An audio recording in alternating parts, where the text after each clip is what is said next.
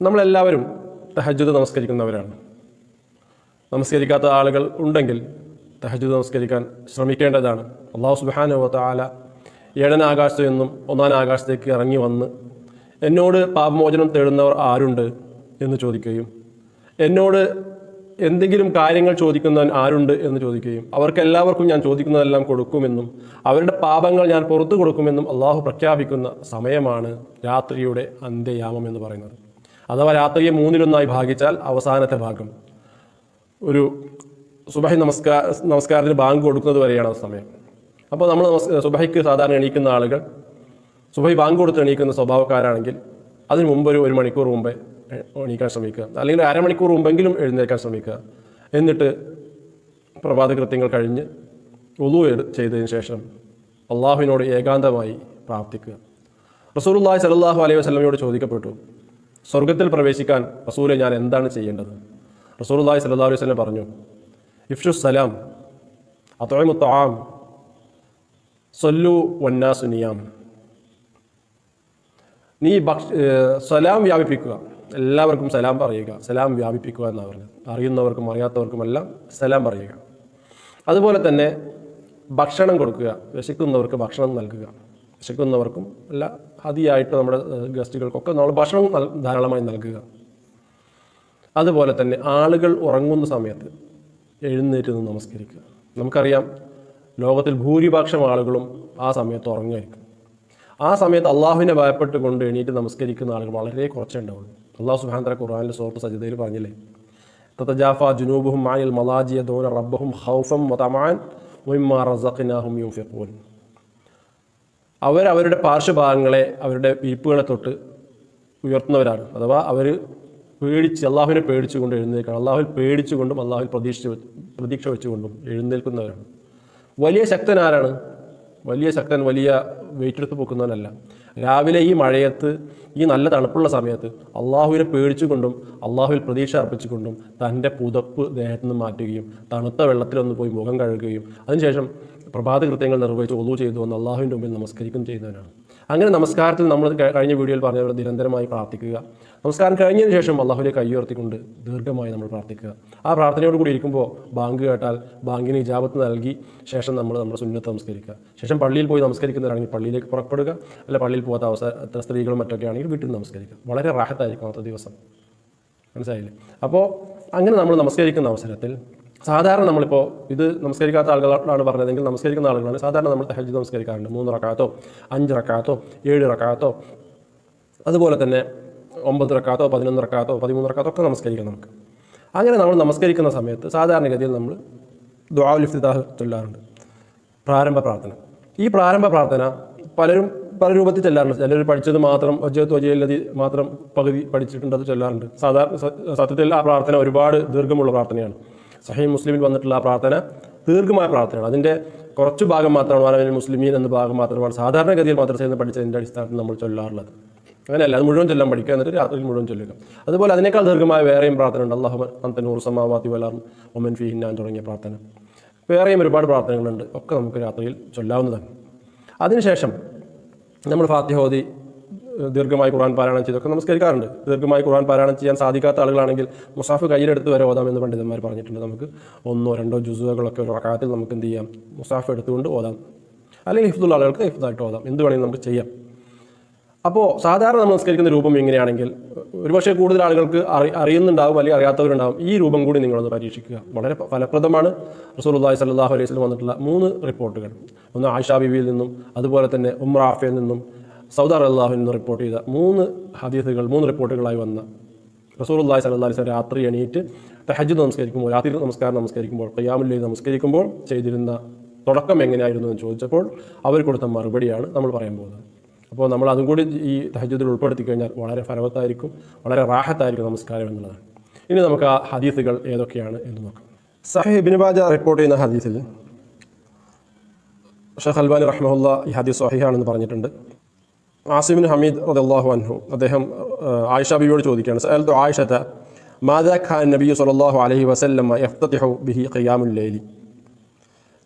ഖിയാമുൽ ലൈൽ, രാത്രി നമസ്കാരത്തിൽ റസൂലുള്ളാഹി സ്വല്ലല്ലാഹു അലൈഹി വസല്ലം എങ്ങനെയാണ് തുടങ്ങിയിരുന്നത്, നമസ്കാരം എങ്ങനെയാണ് തുടങ്ങിയിരുന്നത്, അല്ലെങ്കിൽ പ്രാരംഭ പ്രാർത്ഥന എന്താണ് ചൊല്ലിയിരുന്നത് എന്നാണ് ആയിഷ റളിയല്ലാഹുവിൻ്റെ അടുത്ത് ഈ സ്വഹാബി ചോദിക്കുന്നത്.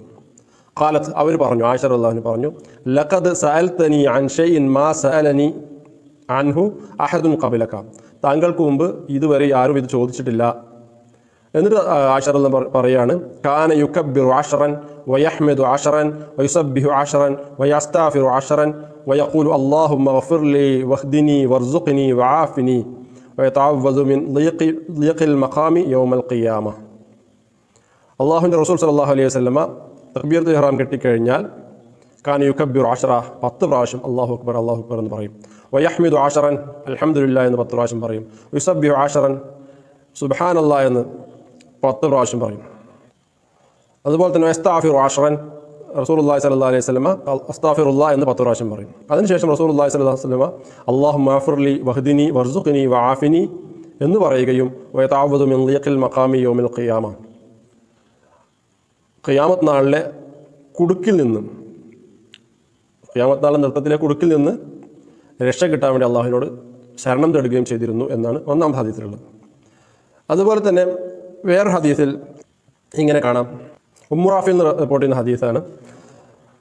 ഉമ്മു റാഫി റളിയല്ലാഹു അൻഹു പറയുന്നു, യാ റസൂലല്ലാഹ്, അവർ റസൂലുള്ളാഹിനോട് ചോദിച്ചു, ദുല്ലനി അലാ അമലിൻ യജ്റുനി അല്ലാഹു അസ്സ വജല്ല അലൈഹി, റസൂലേ എനിക്കൊരു കർമ്മം പറഞ്ഞു തന്നാലും അതുകൊണ്ട് അല്ലാഹു സുബ്ഹാനഹു വ തആല എനിക്ക് പ്രതിഫലം നൽകുന്ന ഒരു കർമ്മം.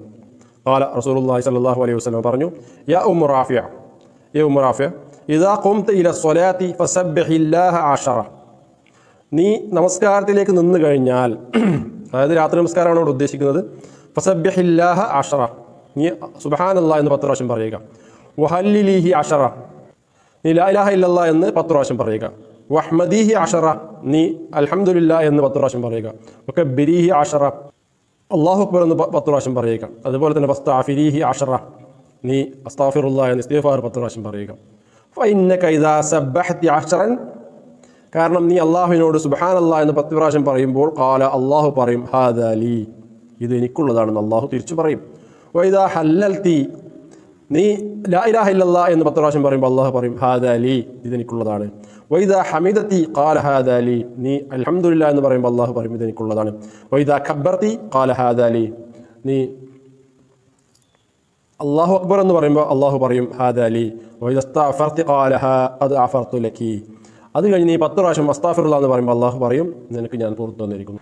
അപ്പോൾ സഹോദരങ്ങളെ, ഇപ്പോൾ നമ്മൾ വായിച്ച ഹദീസുകളിൽ വന്നിട്ടുള്ള ആശയം, മഹാന്മാരായ ഉലമാക്കൾ ജംഅ ചെയ്തുകൊണ്ട് അതിന് ശർഹ് പറഞ്ഞ് ദർസെടുത്തപ്പോൾ അവർ പറഞ്ഞത്, ഒരു മനുഷ്യൻ നമസ്കരിക്കാൻ വേണ്ടി ഒരു ആൾ രാത്രിയിൽ എണീറ്റ് നമസ്കരിക്കാൻ നിൽക്കുമ്പോൾ തക്ബീറത്തുൽ ഇഹ്റാമിന് ശേഷം അല്ലാഹു അക്ബർ എന്ന് നമ്മൾ തക്ബീറത്തുൽ ഇഹ്റാം കെട്ടി, അതിനുശേഷം സുബ്ഹാനല്ലാഹ് എന്ന് 10 പ്രാവശ്യം പറയുക.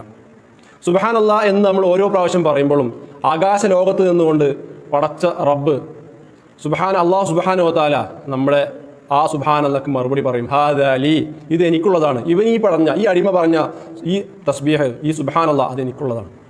അതുപോലെ തന്നെ അല്ലാഹു സുബ്ഹാനഹു വ തആലയോട് നമ്മൾ അൽഹംദുലില്ലാഹ് എന്ന് 10 പ്രാവശ്യം പറയുമ്പോൾ ഓരോ 10 പ്രാവശ്യവും 7 ആകാശത്ത് നിന്ന് അല്ലാഹു സുബ്ഹാനഹു വ തആല നമുക്ക് മറുപടി പറയും, ഹാദാ ലീ, ഹാദാ ലീ, ഇവൻ ഇപ്പോൾ ഈ പറഞ്ഞത് എനിക്കുള്ളതാണെന്ന്. ഒന്ന് ആലോചിച്ച് നോക്കിയ സഹോദരങ്ങളെ.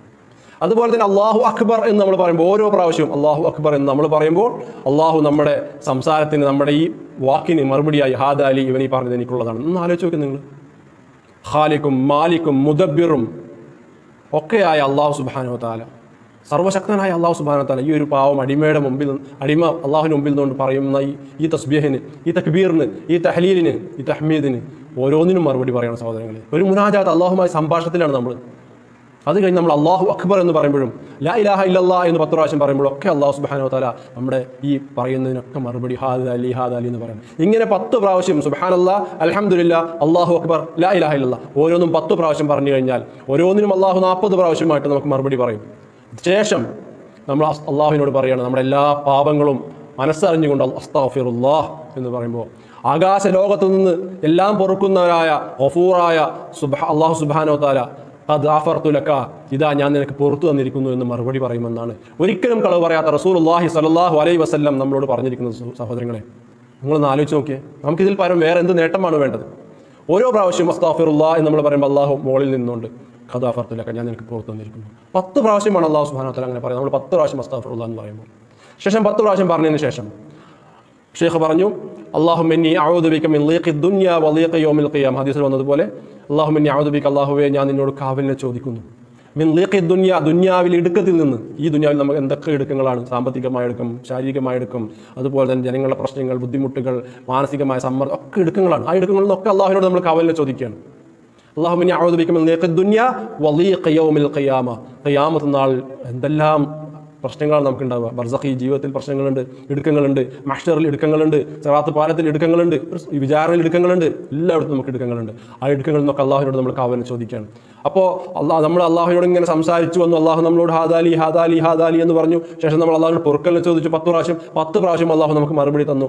ആ സംഭാഷണം മുറിയാതെയാണ് നമ്മൾ അള്ളാഹുവിനോട് ഇത് ചോദിക്കുന്നത്, അള്ളാഹുവേ എൻ്റെ എല്ലാ ഇടുക്കത്തിൽ നിന്നും എനിക്ക് നീ കാവൽ നൽകണമേ. അള്ളാഹു സുബ്ഹാനഹു വ തആല അതിന് മറുപടി നൽകാതിരിക്കില്ല സഹോദരങ്ങളെ. ശേഷം നമ്മൾ നമ്മുടെ പഠിച്ചു വെച്ചിട്ടുള്ള ദുആഉൽ ഇഫ്തിതാഹ്, വജ്ഹതു വജ്ഹി ലില്ലദീ ഫതറ, അതാണെങ്കിൽ അത്, അല്ലെങ്കിൽ അല്ലാഹുമ്മ ബഅദ് ബൈനി വബൈന ഖതായ അത് ചൊല്ലുക, അല്ലെങ്കിൽ അല്ലാഹുമ്മ അൻത നൂറു സമാവാതി വൽ അർദി വമൻ ഫീഹിന്ന ചൊല്ലുക. അപ്പോൾ നമ്മുടെ നിസ്കാരം ഇങ്ങനെ അള്ളാഹുവിനോടുള്ള സംസാരമായി ഇങ്ങനെ വന്നുകൊണ്ട്, നിങ്ങൾ നോക്കിയ ഈ ദുആഉൽ ഇഫ്തിതാഹിന്റെ അർത്ഥം പറഞ്ഞുകൊണ്ട് നമ്മൾ പറയുകയാണെങ്കിൽ ഒക്കെ അള്ളാഹുവിനോടുള്ള സംസാരമായി മാറാണ്. പക്ഷേ നമ്മൾ ഫാത്തിഹ ഓതുന്നു. ആ ഫാത്തിഹയും ഓരോ അൽഹംദുലില്ലാഹി റബ്ബിൽ ആലമീൻ എന്ന് പറയുമ്പോൾ അള്ളാഹു ആകാശ ലോകത്തിരുന്നുകൊണ്ട് ഹമിദനി അബ്ദി എന്ന് പറയും. നമ്മൾ പഠിച്ചതാണത്. അതിനുശേഷം റഹ്മാൻ റഹീം എന്ന് പറയുമ്പോൾ മജ്ദനി അബ്ദി അസ്ന അലി അബ്ദി എന്നിങ്ങനെ അള്ളാഹു സുബ്ഹാനഹു വ തആല ഓരോന്ന് പറയുന്നതാണ്, ഓരോന്നും മറുപടി പറയും. എന്നിട്ട് നമ്മൾ ഇഹ്ദിന സിറാത്തൽ മുസ്തഖീം എന്ന് പറയുമ്പോൾ അള്ളാഹു നമുക്ക് നൽകുമെന്നാണ്. എൻ്റെ അടിമ എന്ത് ചോദിച്ചാലും നൽകുമെന്ന് അള്ളാഹു മറുപടി പറയും. ഇങ്ങനെ അള്ളാഹുമായിട്ട് എല്ലാവരും ഉറങ്ങി കൊടുക്കുമ്പോൾ നമ്മൾ എണീറ്റ് ഒറ്റയ്ക്ക് ഇരുന്നുകൊണ്ട് അള്ളാഹുവിനോട് ഒരു സംഭാഷണത്തിൽ ഏർപ്പെടുന്ന അതിൻ്റെ ഫീലിംഗ് നിങ്ങളൊന്ന് മനസ്സിലാക്കുന്നു. ആ ഫീലിങ്ങോട് കൂടി ഇന്നു മുതൽ ഇൻഷാ അള്ളാഹ് തഹജ്ജുദ് നിസ്കരിക്കാൻ നമ്മൾ ശ്രമിക്കുക. അല്ലാഹു സുബ്ഹാനഹു വ തആല നമുക്ക് എല്ലാവർക്കും അതിന് തൗഫീഖ് നൽകി അനുഗ്രഹിക്കുമാറാട്ടെ. അപ്പോൾ മറക്കരുത്, തക്ബീറത്തുൽ ഇഹ്റാം കെട്ടുന്നു.